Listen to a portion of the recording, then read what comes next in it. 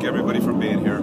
I've been here a long time, and the media has always been there to help us when we need that help from the media. And this is a time we really need you. As you can see in the background, our field is about 1 day out. We hope to be on it maybe even tomorrow night and Saturday for sure. And what this is really about is a year ago, the bye week, which is after the Cincinnati game, was our first real fundraiser for this project. We called it the South Valley Field of Dreams, and we had it in Visalia. And at that dinner that night, we raised over $100,000 to start the field turf project, and it just built from there. And this year, once again, the South Valley, the people in Visalia are putting on a second Field of Dreams, and basically the slogan is, it's fourth and goal, let's get her done. And we have a chance at this function to raise enough funds to really help pay off this project. It's going to be Sunday, August 28th at 5 p.m. and it's going to be held at Quinn Caterpillar right there in Selma. You see it off the side of the 99 freeway. Now, last year at this South Valley dinner, it was mostly people from the South Valley, Bakersfield and Visalia. And what I'm asking for this year is we need our fans from Fresno to come join. It's $250 a couple for dinner, dancing, raffle prizes. It's a regular fundraising evening with all the funds going to help pay off the remainder of the debt on the field turf project. Once again, it's Field of Dreams. It'll be held at Quinn Caterpillar off the side of the freeway outside of Selma. And the dinner, dancing, auction, it'll be a fun evening there, Sunday, August 28th, starting at 5 p.m. And what we really want to do is encourage people from the city of Fresno, the South Valley, anybody that really wants to get involved with helping us get this field turf project done. It's a reality, it's here. We want to finish paying for it. This is a function that we can get this thing done. And that's the shout out that the South Valley Quarterback Club would like to give. They want all of Fresno to show up, and let's get this thing done on August 28th. Coach, you say you're going to start practicing on the field, so we're hoping Saturday. You're hoping Saturday for Maybe your first Friday scrimmage, or your second scrimmage. We're scrimmaging Saturday. Yeah. You know, it's a closed scrimmage, but we're scrimmaging Saturday. What time? It's closed, so it's in the evening. So I think we're probably going to go around 7 o'clock. I don't know if it'll be out here on our practice field yet. You know, we have a few last things we really want to scrimmage before we really slow down on the full speed contact. We've had a lot of contact this spring. We've had a great spring camp as far as full speed action.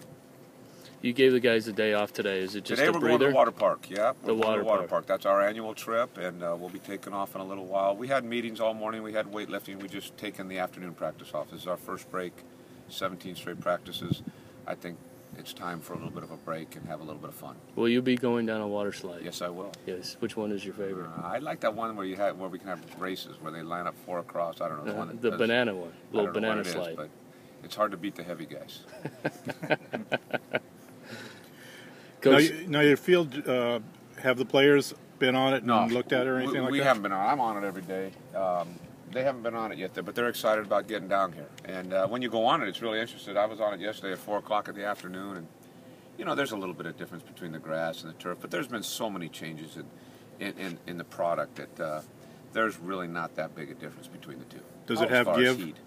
Does it have give as far as? Yeah, it's got give. It's like field turf anywhere. You know, it's going to have some give to it. It's a great playing surface. Players really like playing on it. It's a consistent surface. And it gives you an advantage because it never changes. It's never wet, it's never dry, it's never, some patches are out, some roots are longer than others. It's flat, it doesn't have a crown. It's going to be a great playing surface, not only for us during the season, but our off season now. We will never get stopped by weather, and we will never get stopped by not having lines on the field. We'll never get stopped. They have a place, our athletes have a place to go all the time to play football. What was Logan Mankins' reaction when you talked to him first about this, being involved with the project? Oh, he's great. I mean, I've sent him pictures of the Mankins family there on the sideline, and Logan was a very large contributor in helping, and he's very excited about being able to help us. He kind of wanted to stay silent about this, though, right? Until his name kind he's not going to talk about the amount or anything like that. But it was definitely an amount that was that warranted being on the sideline, and we're really proud of Logan. Logan stepped up as a player, and you know, this school has done a lot for Logan Mankins, and he realizes that. And in return, he's proved it on the football field. He has earned what he has gotten by being a great football player. Will that stay on for the whole year? That'll be on there for 10 years. That'll be on there for the life of this turf. you know, we see it on TV, or it's been in the paper. Can you talk a little bit about when you walk up to the field? It's impressive in person, and the fans are going to come in here and see something they've never. It's going to pop. You know, it's not like once we do our pregame warm-ups and go off, you know, the field looks great on Friday night. But once pregame warm-ups is over, you know, it's there's a lot of chunks and divots and the dogs all scuffed up. And you know, from a standpoint of aesthetics, it's very nice. It's very nice. But from a standpoint of coaching on it, it's great because whenever you have a consistent playing surface, it's great. There's there's certain parts of this field in the past that you had to know a little bit when certain parts of the crown on this field were a lot taller than the sideline.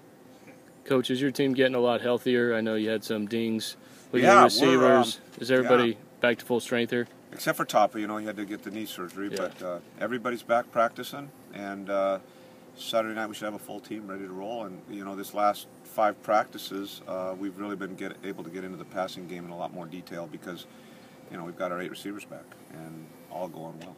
How's the offensive line progressing? Good. They're making progress. You know, we're getting better every day at the protection part of it. That's a very important part to keep in one piece. If we can keep that group in one piece throughout the season, you know, we'll get stronger as it goes on because there's a lot of responsibility on their shoulders. You know, it's not just the quarterback.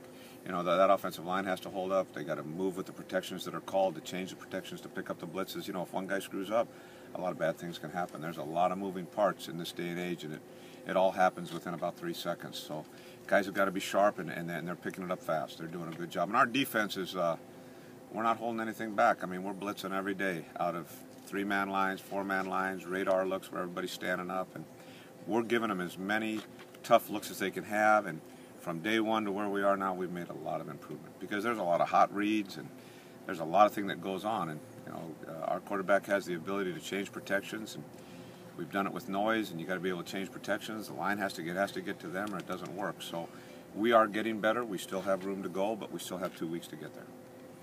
As far as the field again, how do they clean it? Do they sweep it, or do they mop it, or what do they do with it? You just got to play on it. That's all you do. You play on it, and then they'll have a sweeper that just picks up, you know, paper and stuff like that off it. But it's pretty dummy. I mean, you don't mow it, you don't paint it, you don't do anything. You just play. And the more you play on it, they say the better it gets.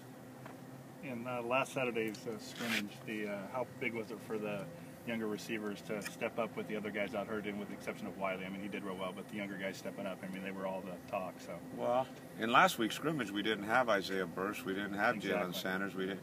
You know, we were playing with, J.J. Stallworth has really stepped up and really improved himself in the offseason, and then we had 3 walk-on receivers that were making plays. So, you know, that's something that might happen during the course of the year. You know, when somebody goes down, somebody has to take their place, and we were able to move the ball. Like Derek Carr was able to feed the ball, and we were able to get it out. But, you know, also on defense, we weren't always playing our starting defense with the black unit. We were looking at one time I looked out there were 4 true freshmen with the black defensive unit. So we're mixing and matching, sort of like the NFL exhibition season. Our scrimmages are not necessarily the finished product. A lot of times we want to, I learned this from Bill Belichick, you know, you keep talking about a great rookie, but if the great rookie is always going up against other rookies, it's sort of hard to evaluate them. You want to put your rookies against your starters and see how they perform. That's how you make a real evaluation. So we're still mixing and matching, but after Saturday, once we get into next week and game planning for Cal, you know, we'll start settling in on our groups, and those guys will get more of the reps. But, you know, our